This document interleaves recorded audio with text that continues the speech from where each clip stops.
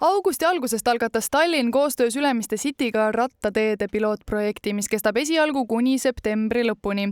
Lõõtsa ja Valukoja tänav muudeti osaliselt ühesuunaliseks, et tekitada liikumisruumi jalgratturitele ja tõukeratastega liiklejatele. Et sealt tulevad välja palju laiemad küsimused, mida me siis koos Tallinnaga peame hakkama heas mõttes lahendama.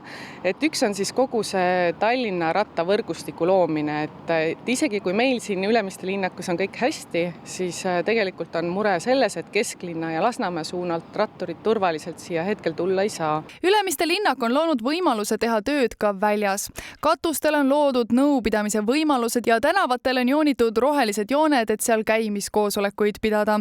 Esimesed katsetulemused on juba praegu ka näha. Inimesed on hakanud ratastega rohkem sõitma. Ma elan Tallinna kesklinnas, kasutan ratast igapäevaselt nii tööl käimiseks kui ka tegelikult võib-olla oma treeningute põhiselt. Ma olen tähele pannud nagu nüüd viimasel ajal seda, et mida rohkem on eraldatud rattateed füüsiliselt sõiduteest, seda mugavamaks tegelikult see liiklus on läinud ja see on nagu väga tervitatav. Siin suvekuudel on 17 000 rattasõitu, nii et see on päris märkimisväärne hulk ja sinna veel ei ole august sisse arvestatud, et need andmed toetavad täiesti seda, et seda lisaruumi ja infrat ratturitele on vaja.